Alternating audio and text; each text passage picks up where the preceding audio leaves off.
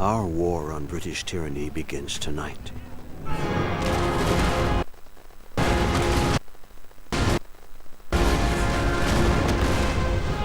Boston, brave men fight for the right to govern themselves. Tonight, we fight for freedom. As I bear witness to the sacrifice of this generation, I take great comfort in the memory of our forefathers, those pioneering men who traveled to these shores seeking a new life.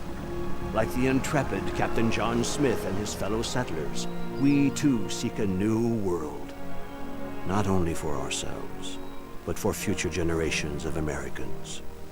As I look back on their endeavors, at the unknown dangers that awaited the pioneers over every rise and behind every tree, I am reminded that I play but a small part in a much greater story.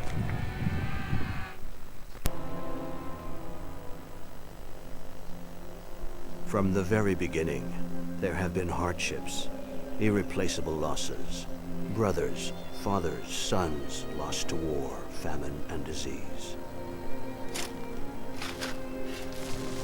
And yet our forefathers endured, refusing to give up on the one thing they all believed in so fervently: freedom.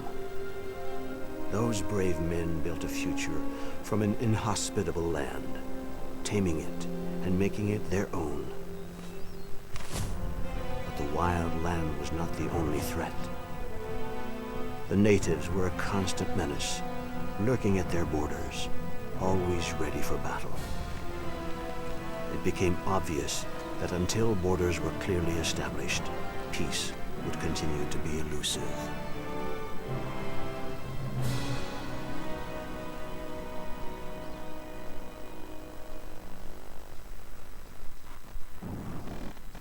As time went by, hostilities between the natives and settlers began to fade, and more ships carrying the hopeful arrived daily. Over the next 100 years, the population swelled, and the fight for territory began. Both the British and the French set their sights on the valuable Ohio Valley. And when the French built a line of forts across the valley, I was sent to demand the instant withdrawal of their troops. They refused, and the British retaliated by sending an army under General Braddock to take the valley by force. I was unlucky enough to be an officer in that army. Braddock's limited knowledge of his surroundings and his refusal to listen to counsel led to his downfall. He marched us straight into a French ambush.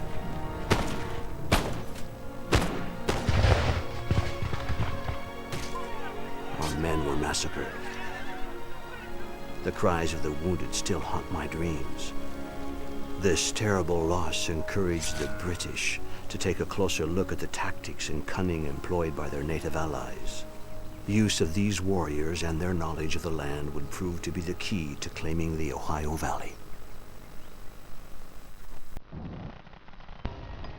Britain won its war against the French, but it was we, the American people, who bore the cost. Our treatment at the hands of the British fueled fires of discontent that spread quickly through the colonies. In Boston, a group of men dressed as Indians boarded British ships and threw a cargo of tea into the harbor. Across America, talk of rebellion became commonplace, and despite several attempts to negotiate, our demands fell on deaf ears. It was this constant refusal to accept a new order in the colonies that would be the spark which lit the fuse of revolution. And so, I find myself here, watching with pride as my fellow Americans tear down the tyranny of the British. We fight for freedom, a driving force stronger than the word of any general. We will need this strength in the battles to come. The British will not easily relinquish their control over our home. The fight will be hard, but the rewards are boundless.